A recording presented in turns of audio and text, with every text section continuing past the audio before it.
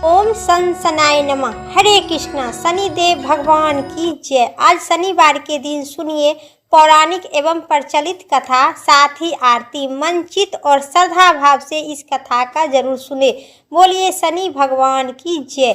शनिवार के दिन न्याय के देवता शनिदेव की समर्पित है।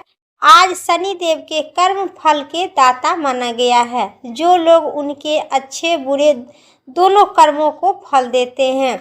एक समय की बात है जब सभी नवग्रह यानी सूर्य, चंद्र, मंगल, बुध, बृहस्पति, शुक्र, शनि, राहु, केतु सभी देवताओं ने अपने अपने बड़े और छोटे के विवाद में फंस गए। सभी आपस में लड़ पड़े तो सारे देवता इंद्रदेव के पास पहुँचे। इंद्रदेव घबरा गए और निर्णय करने में असफल जताई, लेकिन उन्होंने सुनवाई के लिए राजा विक्रमादित्य के पास भेज दिए, जहां वह पृथ्वी लोक पर थे।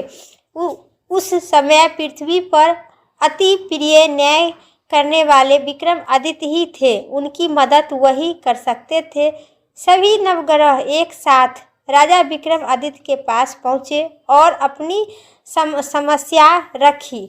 राजा विक्रमादित्य ने संकट में आ गए, क्योंकि वे भी जानते थे कि किसी को मैं छोटा या बड़ा घोषणा कर सकता हूँ, लेकिन सभी देवता एक समान है। किसी को मैं कह नहीं सकता हूँ, क्योंकि क्रोध में आ जाएंगे। तब राजा ने एक उपाय सुझाव किए। उन्होंने स्वर्ण, रजत, कांसा, पीतल, सीसा, राग, जस्था, अभ्या और लोहे के 9 सिंहासन बनवाए, 9 धातु से अलग अलग। एक सिंहासन को किसी कर्म के रख दिए। फिर उन सबसे निवेदन किए कि आप सभी देवता अपने अपने सिंहासन पर स्थान ग्रहण करें। इनमें से जो देवता अंतिम सिंहासन पर बैठेंगे वही सबसे छोटे माना जाएंगे। लोहे के सिंहासन पर सबसे बाद में शनिदेव बैठे। कारण कि शनिदेव उसी पर बैठ गए, तब से वे सबसे छोटा कहलाने लगे। शनिदेव को लगा कि राजा विक्रमादित्य ने जानबूझकर हमें ऐसा चालाक किया है। वह गुस्सा में राजा से बोले, राजा तुम मुझे नहीं जानते हो।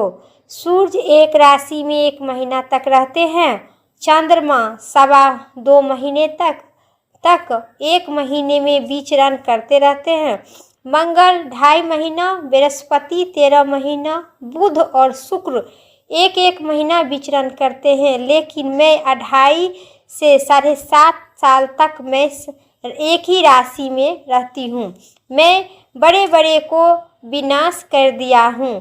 जब श्री राम को सारी साटी आई तो उन्हें वनवास को गए।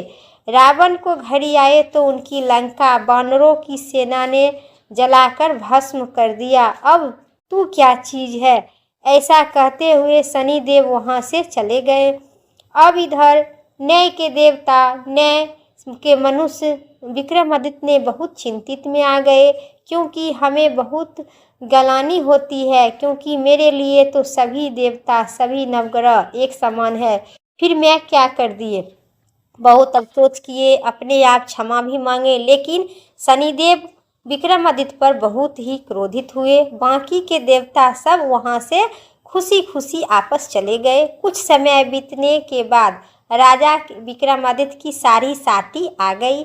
तब शनिदेव ने बढ़िया बढ़िया घोड़े को लेकर एक सौदागर बनकर विक्रमादित्य के पास पहुँचे, जहां राजा को पता लगते ही अपने को अच्छे घोड़े खरीदने का आज्ञा दिए। उन्होंने कई अच्छे घोड़े खरीद लिए। उनमें से एक सर्वप्रथम घोड़े राजा को सवारी के लिए दिया गया। राजा के सवार होकर वह घोड़ा बहुत दूर तक वन में के ओर भागने लगा। उसी पर भीषण वन में पहुंचकर घोड़ा विक्रमादित्य के वहां पर पटककर और गायब हो गया।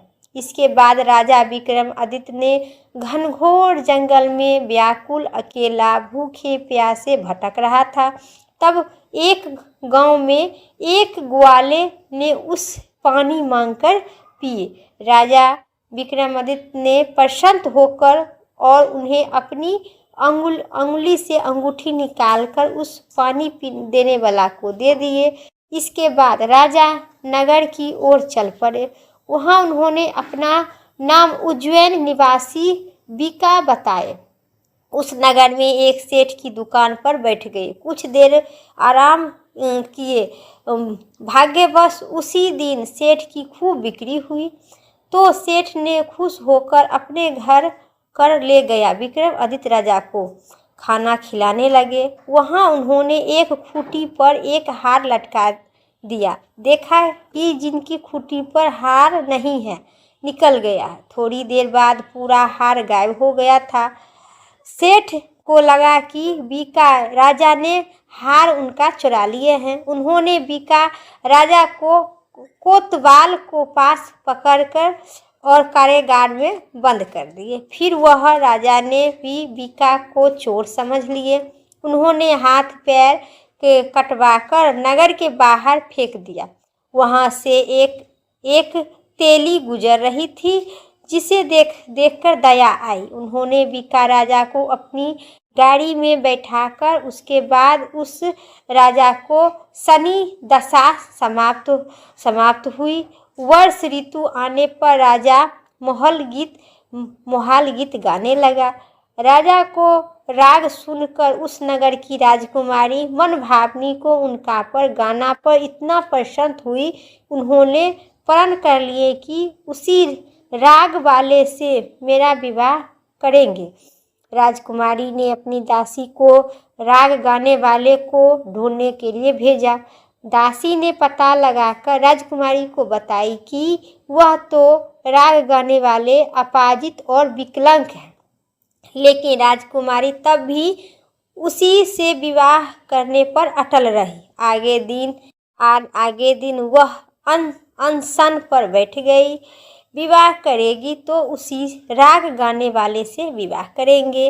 तो राजा ने अपनी बेटी मनभावनी के बहुत समझाने और बुझाने पर फिर भी वह बात नहीं मानी। वह ठान लिया था कि जो मोहल गीत गाते हैं, बीका नाम का तेली के घर में रहता है, उसी से मैं अपना विवाह करूंगी। फिर माता पिता के समझाने पर वह मनभावनी नहीं समझी। फिर उन्हें कहा कि जब करेंगे तो उसी के साथ करेंगे। राजकुमारी का विवाह उस अपंग दिव्यांग राजा से करवा दिया गया। तब एक दिन राजा ने स्वप्न में शनिदेव ने कहे, राजन देखो, मुझे छोटा बताकर तुम्हें कितना दुख झेलना पड़ा। राजा ने उनके क्षमा मांगी और प्रार्थना करते हुए कहे कि हे शनिदेव, ये दुख किसी को और न देना। शनिदेव मना कर और कहा कि जो मेरी कथा और व्रत करेगा उसे मेरी दशा से कोई दुख नहीं होगी झेलना पड़ेगा। व्यक्ति जो चींटियों को आटा डालते हैं उनकी सभी मनोकामना पूर्ण करेंगे। ऐसा कहते हुए शनिदेव ने राजा को हाथ पैर आपस करके स्वच्छ खूब सुंदर इंसान बना दिए। सुबह आंख खुला पर राजकुमारी ने देखा कि चौंक गए। फिर बीका ने उसे सभी बात बताए और बीका नहीं बल्कि उज्जैन का राजा विक्रमादित्य थे। सभी मनभावनी के माता पिता सभी प्रसन्न हुए। सेठ को जब ये बात पता लगी तो वह राजा के माफ़ी मांगने लगे। राजा ने कहे कि इनमें किसी के कोई दोष नहीं है, वह तो शनि देव की क्रोध था। सेठ भी राजा से अपने घर को खाने पर जाने को आमंत्रित किए।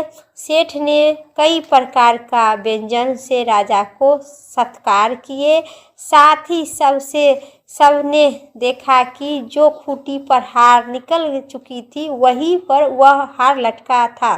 सेठ ने तहे दिल से राजा को धन्यवाद किए। फिर सेठ ने राजा से अपनी कन्या श्री कुमारी को साथ विवाह कर निवेदन किए। राजा ने इसी स्वीकार कर अपनी दोनों रानियों मनभावनी और श्री कुमारी को लेकर उज्जैन नगरी चल आए। वहाँ राजा को खूब आदर सत्कार किया गया। सारे नगर में दीपमाला बनवाई गई। राजा ने पूरे नगर में घोषणा की कि मैं शनिदेव से छोटा, सबसे छोटा बताए थे, जबकि वही सर्वप्रथम है। सारे अच्छे बुरे कर्म के कारण शनिदेव ही है। तब से सारे राज्य में शनिदेव की पूजा और कथा का नियमित रूप से होने लगी।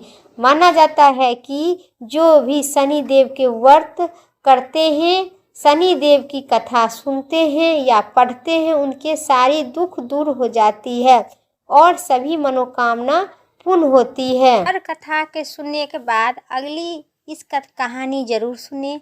लेकिन आज आपको हम इस कहानी सुनाते हैं, इसे आपको संपूर्ण कथा पढ़ने अथवा सुनने की प्राप्ति होगी इस कहानी सुनने के बाद। तो लप्सी और तप्सी की कहानी सुनिए विस्तार से। एक समय की बात है, एक नगर में लप्सी और तप्सी नाम के दो भाई रहा करते थे। तप्सी हमेशा भगवान की पूजा करती थी। वही लप्सी रोज सवा सेर की लप्सी बनाकर भगवान को चढ़ा देता था। एक दिन दोनों भाइयों में बहुत बड़ा विवाद और बहस होने लगा। कारण कि तप्सी बोला कि मैं घंटों भर भगवान की पूजा करती हूँ, इसलिए मैं बड़ा हूँ। वही लप्सी बोली कि जो मैं रोज़ भगवान का पूजा करता हूँ, सवा सेर के लप्सी बनाकर भोग लगाता हूँ, इसलिए मुझे हमें बड़ा है। छोटी सी बहस लेकर दोनों लड़ने लगा। दोनों इसी बात को लेकर जोर जोर से झगड़ने लगा। उसी समय ऋषि नारद वहाँ से गुजर रहे थे। दोनों को इस तरह की लड़ाई देखकर पूछे, तुम दोनों किस बात पर झगड़ रहे हो और बहस कर रहे हो? नारद जी की इस बात सुनकर तप्सी ने बताया कि हम जानना चाहते हैं कि हम दोनों में से कौन बड़ा है। इसी के साथ मैं अपने अपने बड़े होने के कारण बताएंगे। यह सुनकर ऋषि नारद जी बोले, इतनी बात मैं बहुत सी आसानी में हम दोनों को झगड़ा सुलझा देंगे। दोनों भाइयों में बहुत खुशी हो गए। अच्छा बताइए, हम दोनों में से बड़ा कौन है? नारद जी कहे, मैं कल आकर बताऊंगी। अगले दिन लप्सी और तप्सी दोनों नहा धोकर अपने अपने कामों में लग जाना। नारद जी छुप छुपाते उनके घर में आए और दोनों के बैठने के स्थान पर 1.25 करोड़ की अंगूठी रख दिए। तप्सी की नज़र जब अंगूठी पर पड़ी तो उन्होंने अपने पैर के नीचे, जांघ के नीचे वह अंगूठी को दबा दिए। अंगूठी पर नज़र पड़ी तो तब लप्सी चिंता में हो गए और उनके मालिन को ढूंढने लगे। काफ़ी दूर ढूंढने के बाद लप्सी को अंगूठी का माला नहीं मिला तो वह अंगूठी उसके गांव के मुखिया के दे दिया और बोला, मुखिया जी, यह अंगूठी बहुत सी कीमती लग रहा है। इसका मालिक पता नहीं था कौन है। अगर कोई आपको पास आएगा खोजने के लिए तो उसके दे दीजिएगा, तो अंगूठी उसे दे देना। अजी लेकर आता, यह तो अंगूठी उसे दिन दे देना। मुखिया के पास जाने के बाद लप्सी उस जगह पर जाता है जहाँ पर तप्सी अपनी तपस्या कर रहा था। उसी समय नज़र प्रगट हुई। तब उन्होंने पूछते हैं कि हम दोनों में से कौन बड़ा है। उसी समय नारद जी वहाँ पर आए। तुम दोनों में लप्सी बड़ा है। यह सुनकर तप्सी चिंतित हो गई। उनका कारण पूछा तो नारद जी ने कहे कि तप्सी जरा खड़ा होकर होना।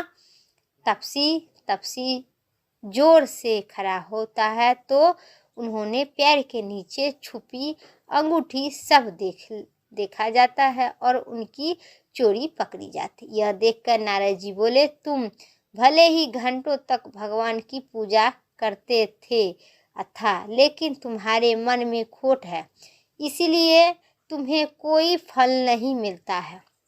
सिर्फ पूरा दिन पूजा करने से कुछ नहीं होता है। व्यक्ति का मन में कर्म और वाणी अच्छा होना चाहिए। यह सुनकर तपसी शर्मिंदा हो गई और नारद जी के सामने हाथ जोड़कर बोला, मुझे अपने किए पर पछतावा है। अब आप ही बताइए, मुझे अपनी तपस्या का फल किस प्रकार और कैसे मेरा फल मिलेगा और मेरा पाप कैसे उतरेगा।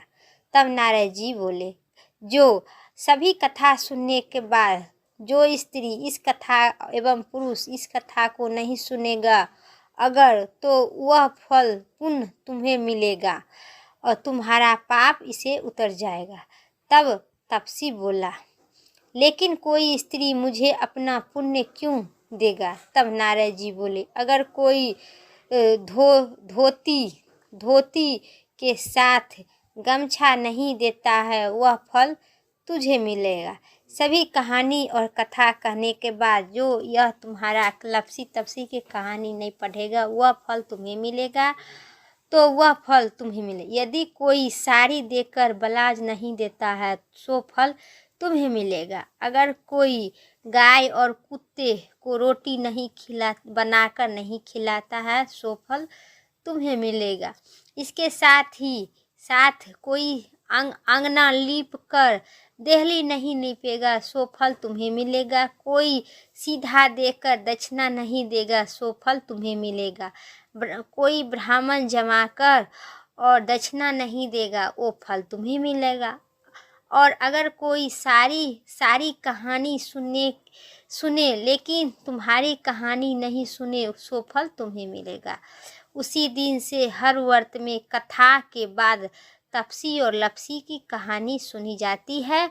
यह कहानी सिखाती है कि सिर्फ भगवान की पूजा करने से कुछ नहीं होता है, इंसान के कर्म और विचार भी अच्छा होना चाहिए। बोलिए भोले बाबा माता पार्वती के व्रत करने से जातक के शनि दोष समाप्त होते हैं। यह तक भविष्य में आने वाले बुरे प्रकोप से भी बच सकते हैं। जो लोग शनि को साढ़े साती और साढ़े साती से छुटकारा करना चाहते हैं तो इससे शनिवार के व्रत के कथा पढ़े अथवा सुनी जाती है तो जरूर पढ़े। इससे नौकरी और व्यापार में लाभ मिलता है। इसके अलावा सुख समृद्धि और मान सम्मान में बढ़ोतरी होती है। शनिवार के दिन व्रत करने से घर में सुख शांति बनी रहती है, साथ साथ धन यश की प्राप्ति होती है। मानता है कि इस दिन व्रत रखने से दुर्भाग्य को सौभाग्य में बदल जा सकता है और होती है। शनिवार के दिन इस कथा को पढ़े अथवा सुने। बोलिए शनि भगवान की। कथा और वीडियो इतना ही तक था। वीडियो अच्छी लगे तो लाइक करें, चैनल पर नए सब्सक्राइब करके कमेंट में शनि देव भगवान की जय जरूर लिखें, हनुमान जी महाराज की जय जरूर लिखें। फिर अगली वीडियो लेके आते हैं, तब तक के लिए जय श्री राम, हर हर महादेव।